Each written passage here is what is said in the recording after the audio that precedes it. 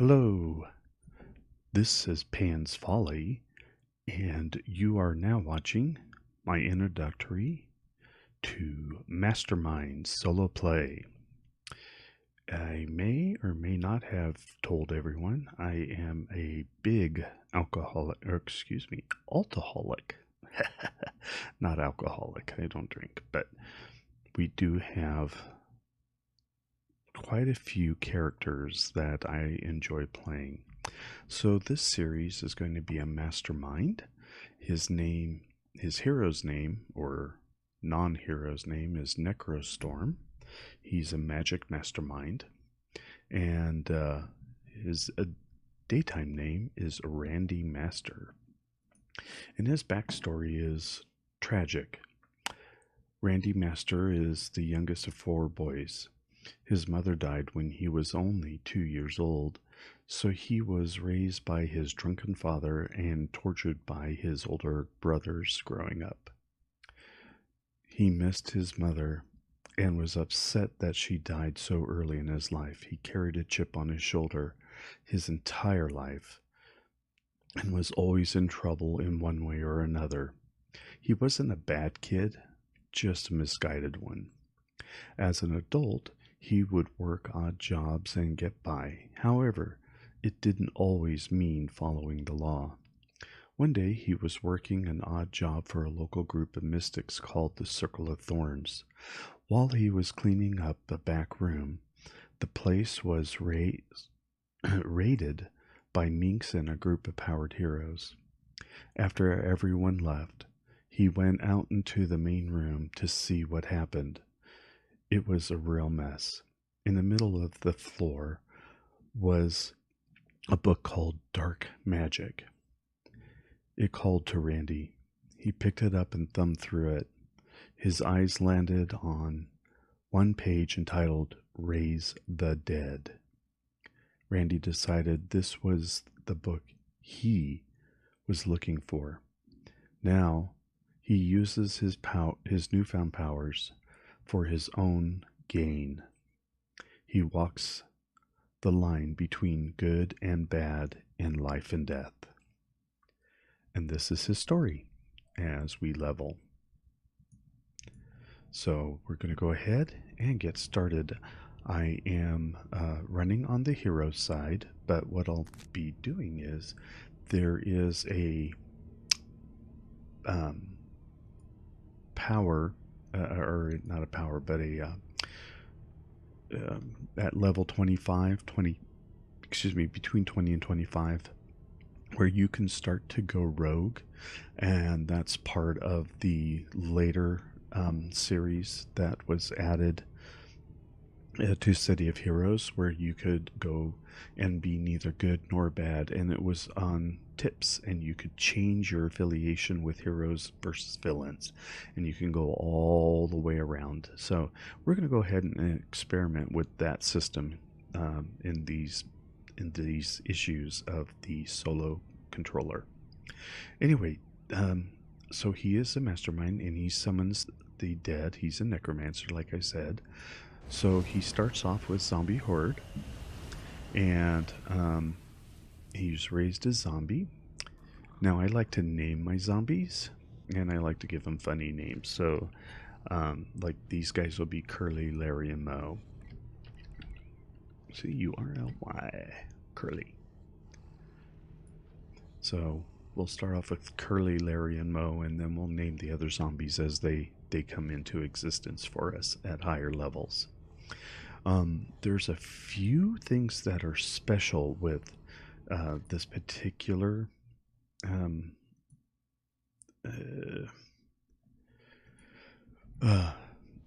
mastermind. Is they have commands for your pets so that you can go ahead and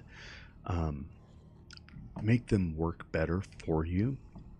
And in order to do that, we have 3 basic commands here: attack, follow me, and heal. But we need some more. We need to be able to control them a little bit better. So the first one that we're going to do is we're going to create a macro, and you're going to see those down here for a little bit while I start typing. And the first one is going to be macro for pet dismiss when I want to get rid of all of them at one time. And it's macro, and then the PD is going to be the title of it. And then I'm going to go ahead and petcom all dismiss. Hit enter. Now you're going to see that that power showed up here. So I'm going to go ahead and move it into my tray. Excuse me. Move it into my tray so that I can go ahead and dismiss all my pets at once. And there he goes back to the grave. So we'll summon him back again. The next one that I want is macro go to, or GT,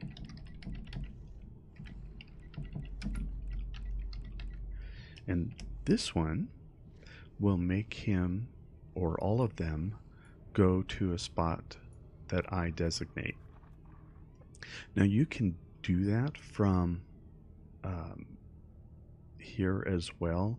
You can right click and go to here for an individual if you wanted them to do that, or to follow me or attack my target. But you can also set them to defensive. Okay, you can do that individually, but imagine doing that for 6 or 7 pets. That gets kind of rough. So these commands, if you just want to move everyone all at once, gets them going and gets them situated. So the next one is going to be the follow me, but I don't want them to follow me aggressively because I don't want them to attack anything.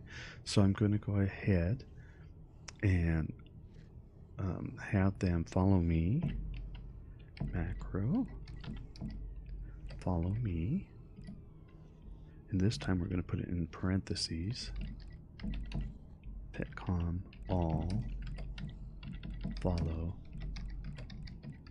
defensive, close parentheses. This power gets them to follow me, and we're going to go ahead and move this here and set this up in my keybind so that I can hit my powers. Okay, he's following defensive now, so I just hit my Command F2, or I have it pre-programmed on my keyboard. I have a real nice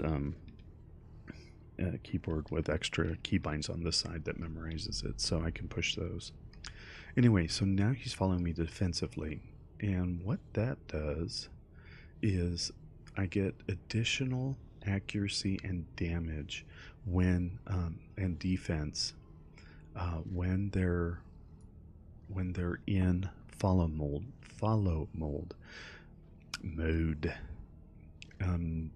They can go ahead and give me additional defenses and additional accuracy and stuff because they're in bodyguard mode. So let's go ahead and we've got all of those set up. We're ready to roll.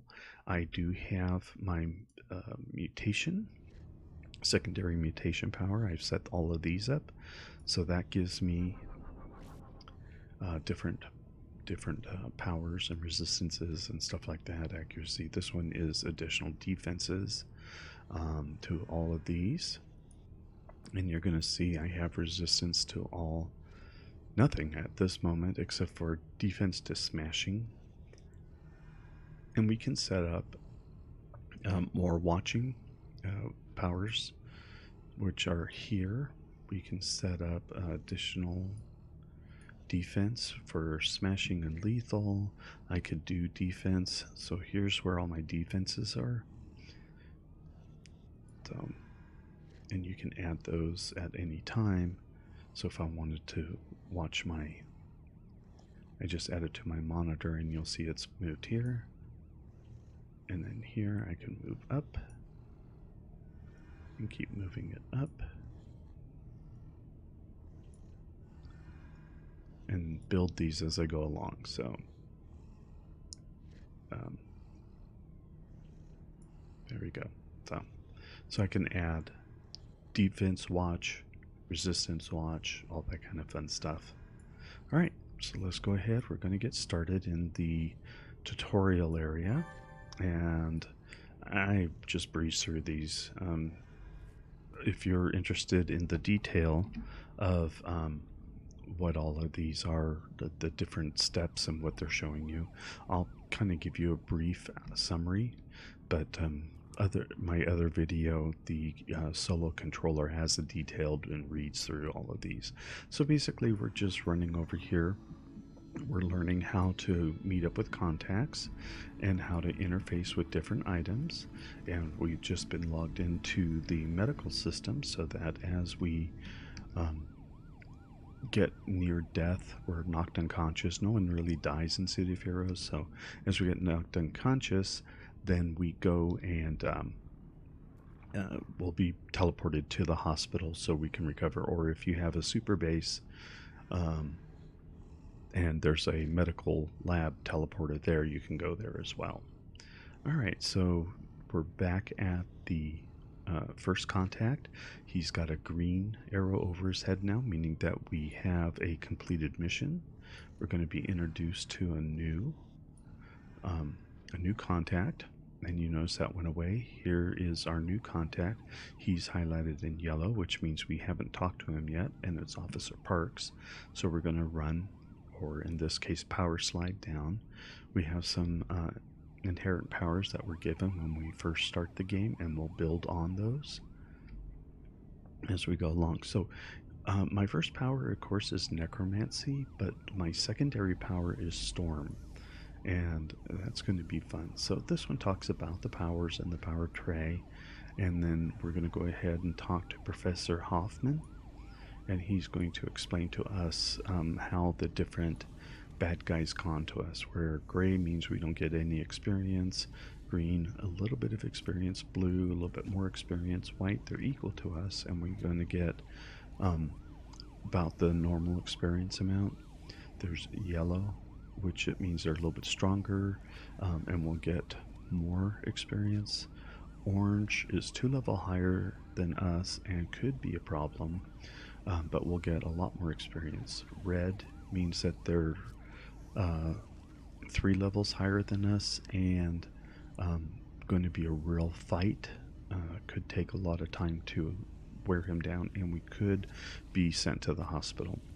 And then purples mean that those enemies are extremely high or extremely dangerous, and fighting them could lead to our early trip to the hospital.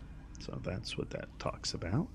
We're going to come over here and talk to Lieutenant McQuarrie, and he just tells us how to target and using the number keys on our pad to activate the different powers and stuff. So pretty simple, easy forward. Now we're going to come back to Officer Parks and we're going to talk to him, and he is assigning us that we need to fight our first 2 bad guys. So we have 2 contaminated to fight, so we could pick any of these guys here, any of them at all, but we'll send our guy over here.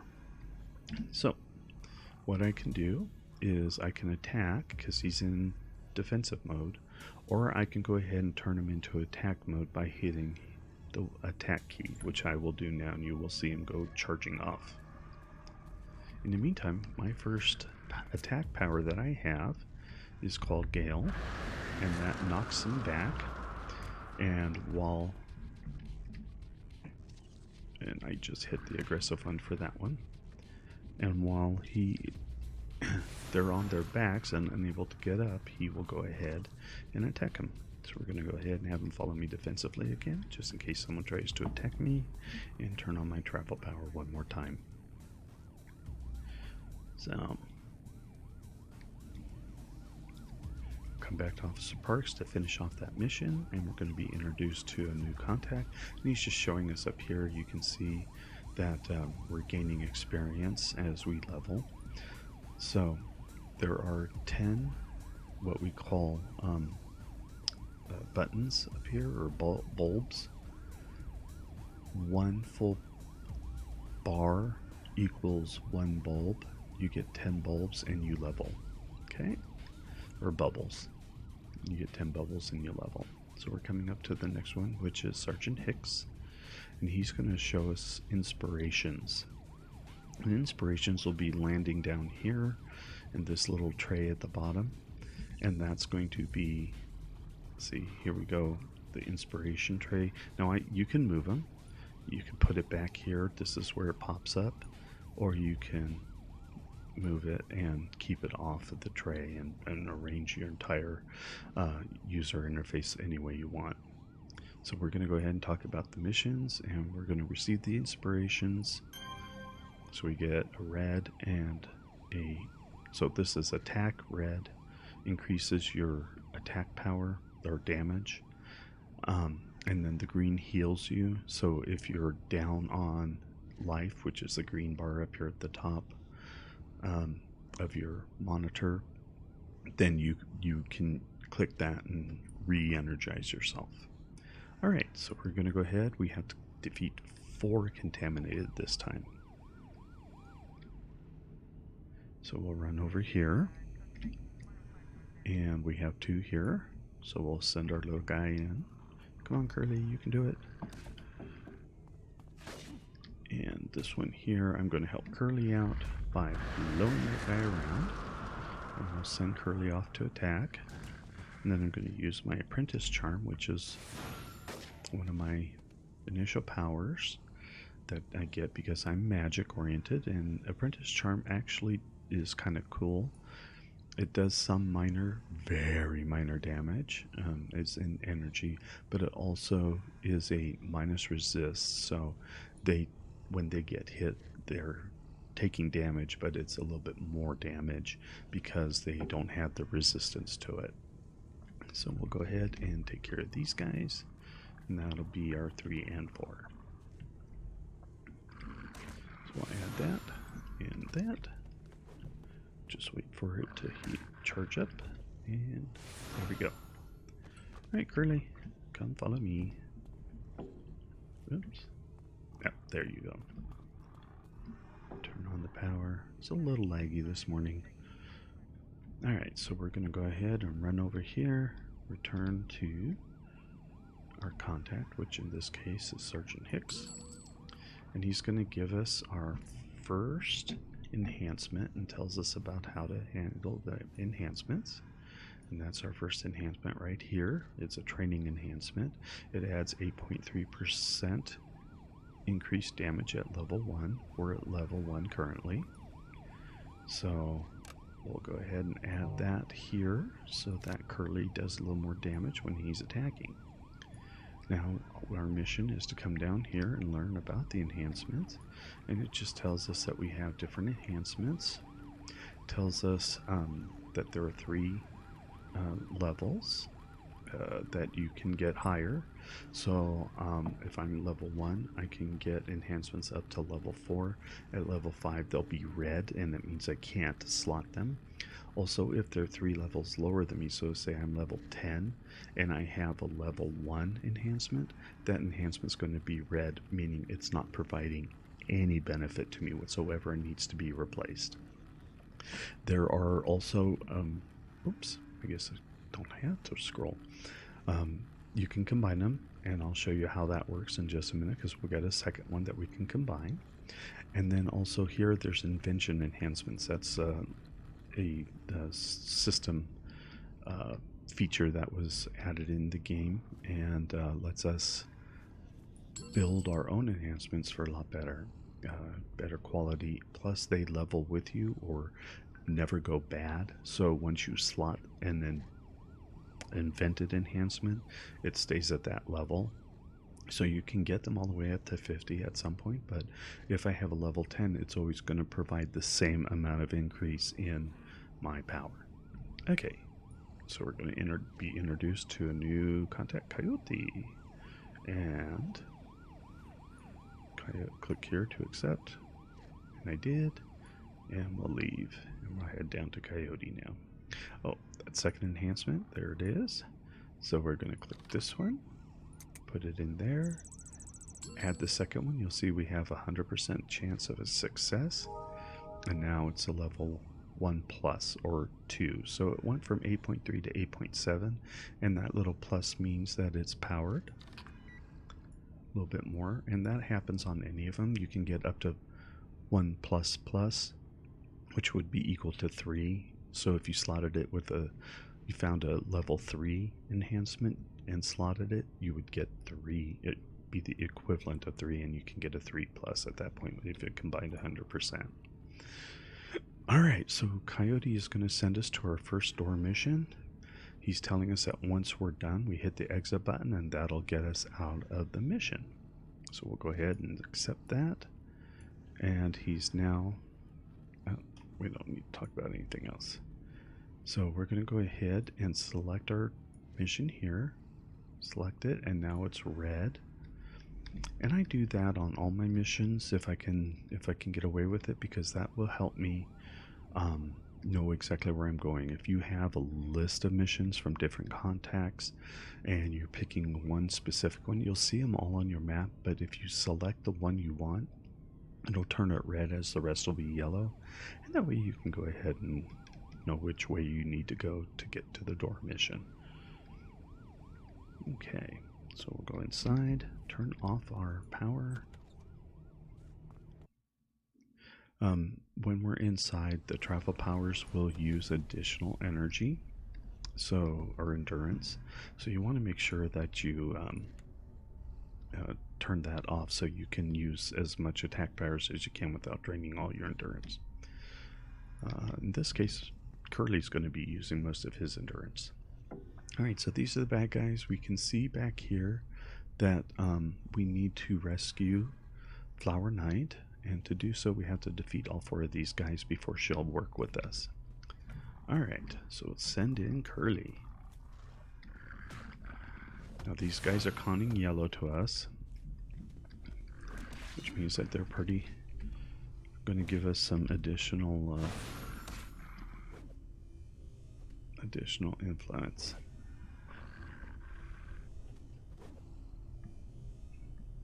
Or not influence, experience. Okay. We'll blow him down so he doesn't bother Curly too much. And this one will go ahead. Curly, get that guy.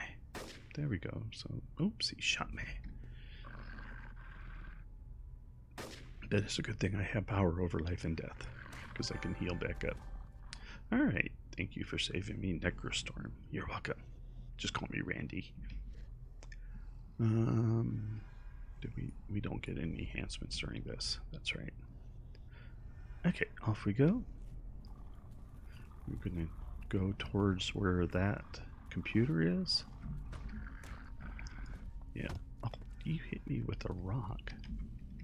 Throw him down and attack him. Oh, he went around the corner. Don't even know my own powers. Okay.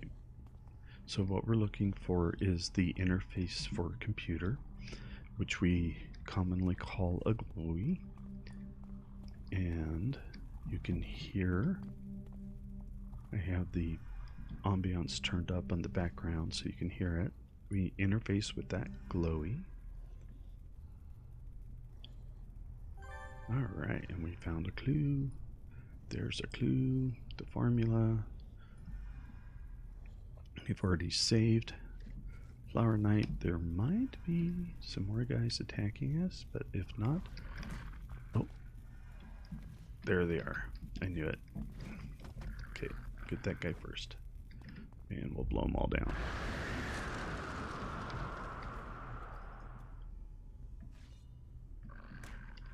And we'll hit them. That way we can go ahead. Keep them down so they don't hurt. One thing with zombies is that they're... Oh, he's already unconscious. One thing with zombies is that their resistances are kind of low. So, let's see, info. Walking Dead may be slow and stupid, but wise heroes know better than to underestimate them. So they do have And I can't remember where I saw it. I saw it the other day. Oh, there we go. You're viewing the attributes of the zombie. So they have no defense. They have standard hit. Let's see. Resistances. They have smashing 21% resistance. They have no lethal resistance, no fire resistance. They have cold resistance. They have no energy resistance. They have negative energy resistance, psionic resistance, and toxic resistance. And that's it. So let's go ahead and go down here and attack.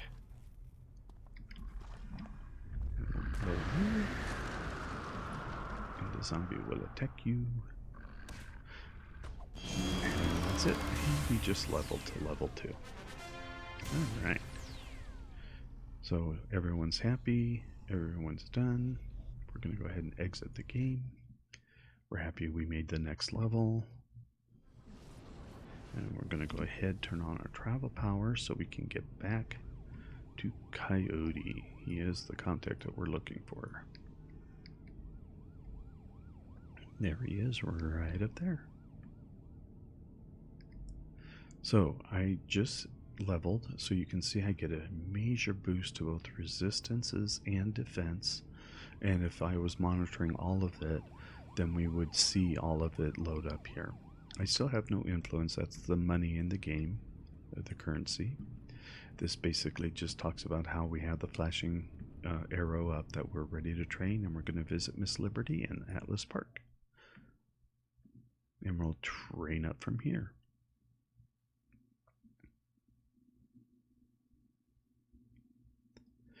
And it's going to be a slow load into Atlas Park. Although the server wasn't very busy today, it was definitely just a 1 dot. Okay, welcome to Atlas Park.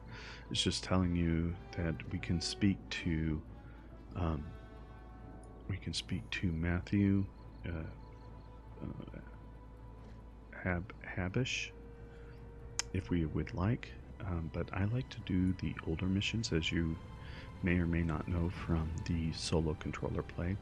I'm going to go ahead and level up, and I don't need to be in the help, but I'm also not a helper in this one, so I'm a misguided guy.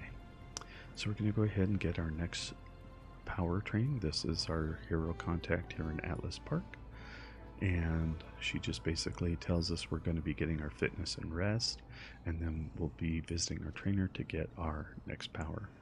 So I'm not going to be using attack powers. My zombies do the majority of attack powers. The only attack power that I'd get out of these is going to be the life drain, and that's just so I have a heal for myself.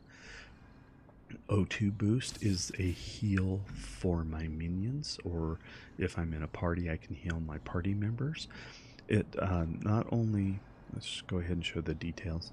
Not only does it heal the target, but it also gives them a resistance to